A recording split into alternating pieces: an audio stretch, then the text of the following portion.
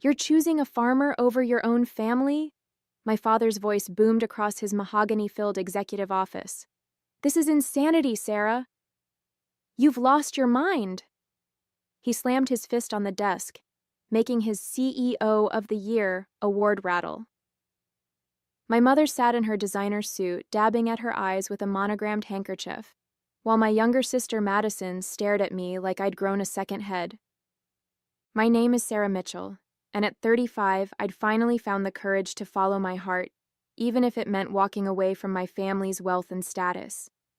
After 15 years of being the perfect corporate daughter, Stanford Business School, VP position at Mitchell Enterprises, the whole 9 yards, I was choosing love over luxury.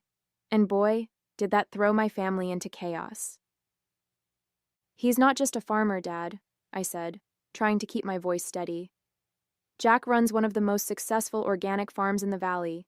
He's educated, hardworking. He's nobody, my dad cut me off. While you were learning to run a billion-dollar company, he was probably learning to milk cows. Is that what you want? To throw away everything we've built for you to become a farmer's wife? The irony is, I met Jack Wilson at one of my dad's own charity galas. He wasn't even supposed to be there. He was filling in for another local business owner. But there he was, in a slightly outdated suit, talking passionately about sustainable agriculture and his vision for the future.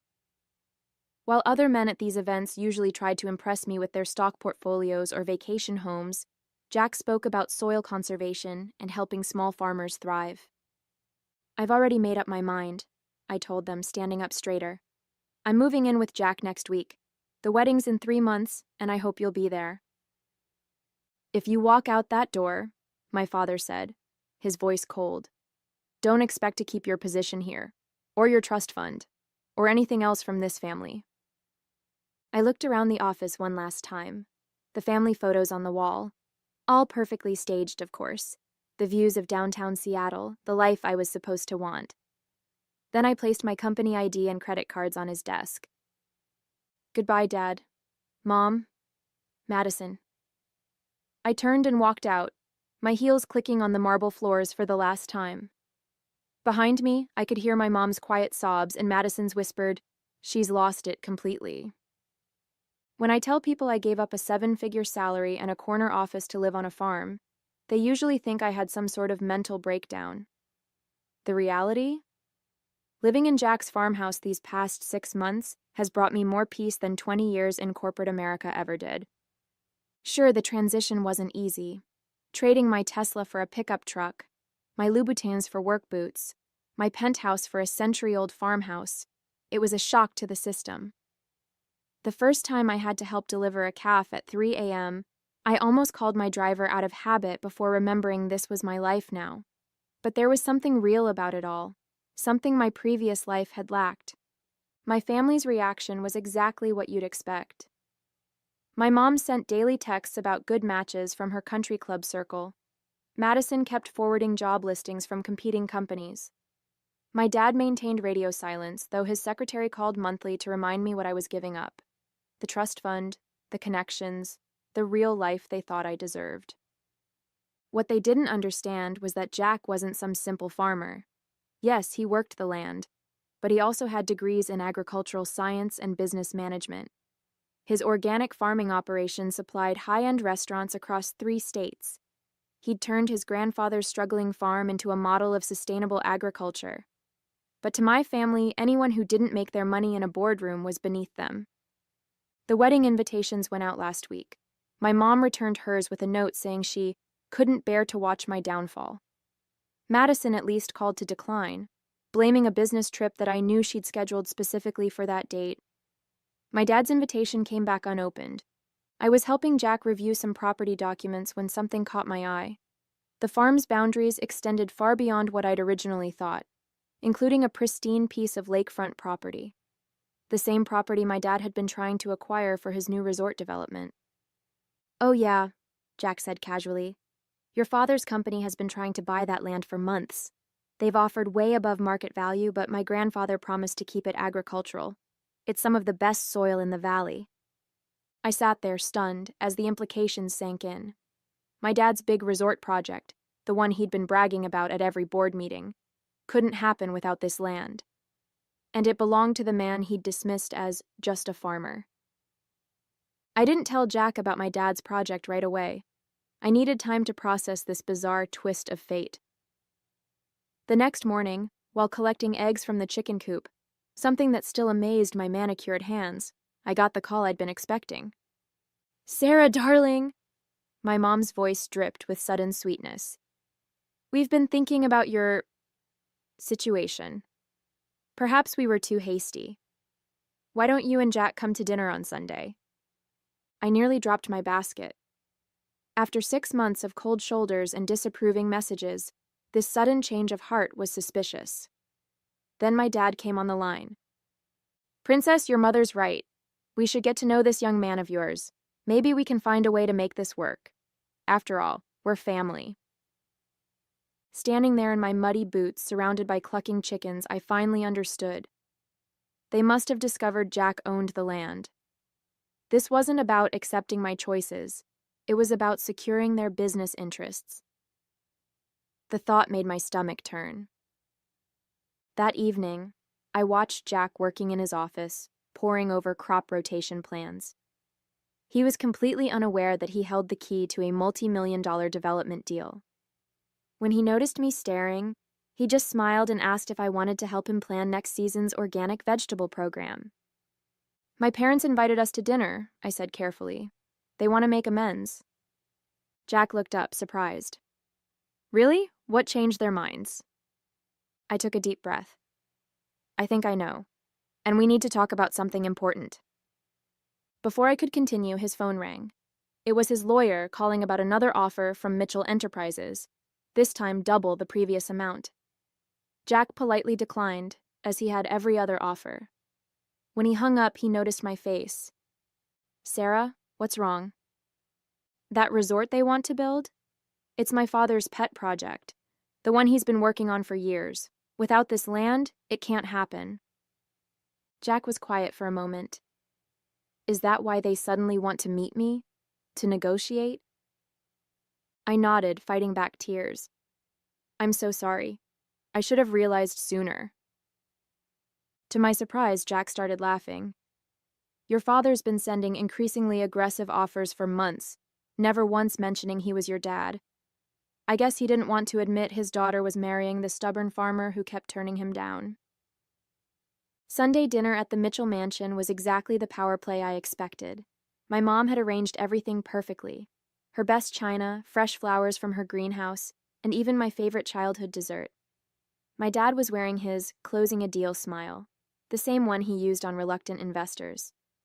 "Jack, my boy," my dad boomed as we entered, acting like he hadn't spent months calling Jack a gold-digging nobody. "Welcome to our home. Sarah tells us you're quite the entrepreneur yourself." I watched Jack take it all in. The crystal chandeliers, the original artwork, the floor-to-ceiling windows overlooking Seattle. He looked surprisingly comfortable in his pressed jeans and button-down shirt, so different from the suits that usually occupied these rooms. "Nice place you have here, Mr. Mitchell," Jack said politely. "Those are some beautiful heirloom roses in your garden. Though you might want to check them for black spot. I noticed some discoloration on the leaves." My mom nearly choked on her wine. Nobody criticized her prize roses. But Jack was right. I'd noticed the same thing on our way in. He might not know about fine art or fancy wines, but he knew about growing things. Throughout dinner, my dad expertly steered the conversation toward business. "You know, Jack, your sustainable farming methods are fascinating. Have you ever considered expanding? With the right investment partner?" "Actually," Jack replied between bites of my mom's roast beef, "we are expanding. Just broke ground on a new greenhouse complex last week. Self-funded, of course." I hid my smile behind my napkin. Jack hadn't mentioned any greenhouse project to me. He was playing my dad at his own game. The tension peaked when my dad finally showed his hand. "About that lakefront parcel," he said casually, swirling his bourbon. "I have some interesting proposals that could benefit us both. Why don't we step into my study to discuss numbers?" "With all due respect, sir," Jack replied, "that land isn't for sale. At any price. It's not about money, it's about keeping a promise and protecting something valuable. My dad's face darkened. Everything has a price, son. Name it. Not everything, Mr. Mitchell. Not integrity, not promises, and not your daughter's trust. The silence that followed was deafening. My dad's face turned that dangerous shade of red I remembered from childhood board meetings gone wrong. My mom's perfectly manicured fingers gripped her wine glass so hard I thought it might shatter. Now listen here, my dad growled, dropping all pretense of friendliness. You clearly don't understand how things work in the real world. That resort would bring jobs, tourism, development. Are you really going to let your stubborn pride stand in the way of progress? Progress? Jack set down his fork. You mean like paving over some of the most fertile soil in the valley? Displacing family farms that have been here for generations? That kind of progress? They'd be well compensated, my dad snapped. More money than their farms have made in decades.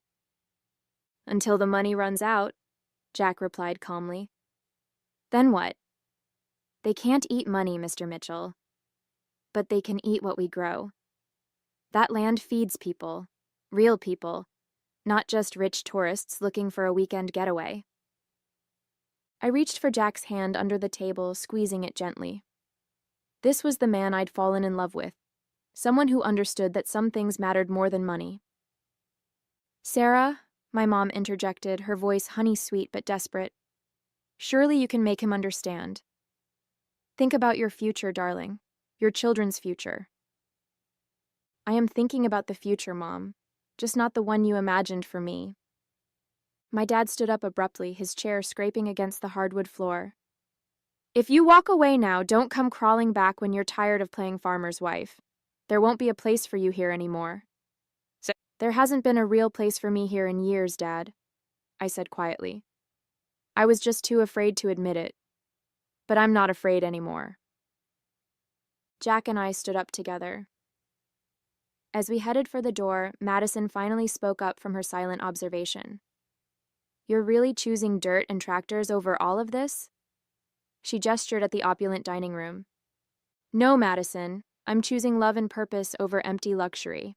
Maybe someday you'll understand the difference. The aftermath of that dinner sent shockwaves through Seattle's business community. My dad tried everything, pressuring local banks to deny us loans, spreading rumors about the farm's financial stability, even attempting to sway Jack's restaurant clients to other suppliers. But he underestimated both Jack's reputation and my own business savvy. 2 weeks later, I was sorting through our mail when I found a thick envelope from Mitchell Enterprises' legal department. Inside was a detailed proposal for a compromise. They'd let us keep half the farmland if we sold the lakefront portion. The offer was accompanied by a personal note from my dad. Be reasonable, princess. Everyone wins this way. I was about to toss it in the recycling when Jack came in from the fields. You need to see this, he said, holding up his tablet. On the screen was an email from one of the state's largest organic food distributors. They wanted to partner with us, exclusively. Our sustainable farming methods and premium produce had caught their attention. The contract would triple our business overnight. This is what I was working on instead of Dad's resort, Jack smiled. We don't need their kind of progress. We're making our own. That evening, as we sat on the porch watching the sunset over our fields, I drafted a response to my dad's offer. I attached photos of our latest soil analysis reports, showing the exceptional quality of the lakefront property's earth. I included testimonials from local families who depended on our farming co-op program. Finally, I added projected revenue figures for our new distribution contract. Keep your resort, Dad, I wrote. We're building something more important. The next day, we received an unexpected visitor. Madison pulled up in her Mercedes, looking comically out of place on our dirt driveway. She stood awkwardly in her designer heels, taking in the scene, me in my work clothes, helping Jack load produce for the farmer's market. I don't understand any of this, she admitted, but you look happy, really happy. And that new distribution deal? The board's talking about it. You're actually making waves in the industry, just not the way Dad expected. It was the first crack in the family's united front against us. Madison stayed for dinner, asking genuine questions about the farm, actually listening to our vision for the future. As she was leaving, she paused. Maybe you could show me around the farmer's market sometime? Life has a funny way of coming full circle. A year after that explosive family dinner, I found myself back in a corporate boardroom, but this time, I was representing our farm at a sustainable agriculture conference. Our success story had caught the attention of the organic farming community, and they wanted me to share how we'd managed to turn a traditional family farm into a model of sustainable profitability. As I prepared for my presentation, I spotted a familiar face in the audience, my dad. He sat in the back row, trying to be inconspicuous in his $1,000 suit among the farmers and agricultural specialists. Our eyes met briefly, but neither of us acknowledged the other. I talked about our journey, about choosing purpose over profit, about building something meaningful. I shared how our distribution partnership had exceeded expectations, how our farming co-op program had helped 5 local families start their own organic operations, how we'd expanded our greenhouse program to supply fresh produce year-round. The questions afterward were mostly technical: soil management strategies, distribution logistics, profit margins. But one young woman asked something different. "Weren't you afraid to leave your corporate career behind?" I couldn't help glancing at my dad as I answered. The scariest decisions often lead to the most rewarding outcomes. Sometimes you have to trust that choosing what's right matters more than choosing what's easy. After the conference, Madison met me for coffee. She'd been visiting the farm regularly, even helping at our weekend farmers market stall. The designer clothes were gone, replaced by casual wear, and she looked more relaxed than I'd ever seen her. Dad's resort project fell through, she told me, stirring her latte. The investors backed out when they realized the lakefront property wasn't available. But here's the interesting part. My mom's been asking questions about our farming operation. I caught her reading books about organic gardening. I laughed at the image of our mother with her perfect manicure digging in the dirt, but then Madison turned serious. "She misses you, Sarah. Dad too, though he'd never admit it. The house feels empty now. All that success, all that money. It doesn't mean much when your family's broken." "I never wanted to break the family," I said quietly. "I just couldn't keep pretending to be someone I'm not." "I know that now," Madison replied. "And I think they're starting to understand too. Dad even defended your business model at a board meeting last week, called it innovative and forward-thinking." 2 months after the conference, we got a surprising piece of mail, an environmental impact study commissioned by Mitchell Enterprises. It detailed the potential ecological damage their resort project would have caused to the valley's water table and soil quality. At the bottom was a handwritten note from my dad. "You were right about the land. Maybe we need to talk." That weekend, my parents' car pulled up our driveway for the first time. My mom was wearing jeans. I'd never seen her in denim in my life. My dad looked older, more subdued. They stood awkwardly on our porch, taking in the windmill, the solar panels, the fields stretching out to the horizon. "Your mother wants to see your greenhouse," my dad said gruffly, "if that's all right." Jack gave them the full tour, explaining our hydroponic systems and vertical farming techniques. My mom actually seemed interested, asking questions about the herbs she'd been trying to grow in her windowsill garden. My dad remained quiet, but I caught him nodding appreciatively at our computer-controlled irrigation system. Over dinner, featuring everything from our own farm, my dad finally spoke up. "The board is interested in establishing a sustainable agriculture division," he said, pushing food around his plate. "They think there's a growing market for it. We could use some expert consultation." I nearly dropped my fork. Was this my father's version of an olive branch? "We're not selling the land, Dad," I said firmly. "I know," he replied, surprising me. "That's not what I'm suggesting. The company needs to adapt, to think about the future differently. You two seem to know how to do that." Later, as Jack and my dad discussed potential collaboration ideas, my mom pulled me aside. "I didn't understand before," she said softly. "I thought you were throwing your life away. But watching you today, The way you light up talking about this place, how proud you are of what you've built. I've never seen you so alive. The sun was setting over the fields as my parents prepared to leave. My dad stopped by the old oak tree in our front yard, the one Jack's grandfather had planted. You know, he said, I spent my whole life building things that reach toward the sky. Maybe I should have paid more attention to what grows from the ground up. These days, our farm has become something none of us expected. We still supply organic produce to restaurants and markets, but we've also started an education program. Every weekend, young entrepreneurs and corporate burnouts visit to learn about sustainable farming. Even Madison quit her VP position at Mitchell Enterprises to help run our training workshops. The biggest surprise? My mom's weekly visits. She started small, helping with the herb garden, but now she manages our entire flower program. Those designer suits are permanently replaced by gardening clothes, and she's never seemed happier. She's even started teaching floral arrangement classes to local kids. My dad's transformation has been more subtle, but just as meaningful. While he hasn't traded his business world for farming, he's helped us expand our reach. Mitchell Enterprises now partners with small farms across the state, proving that profit and sustainability can coexist. Last month, he proudly showed me their new corporate mission statement, "Growing success from the ground up," a phrase that made us both smile. Jack and I still laugh about how it all started, my family's horror at their perfect corporate daughter falling for a farmer. But sometimes the worst moments in life lead you exactly where you need to be.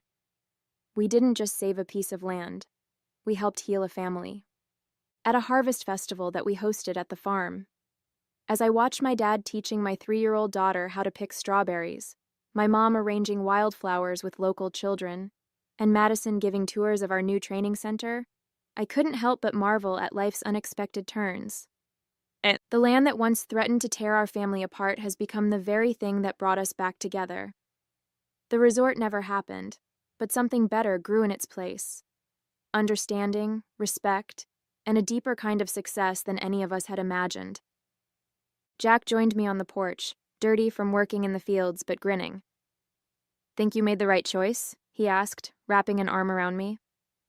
I watched as my dad scooped up our daughter, both of them laughing as they headed toward my mom's flower garden.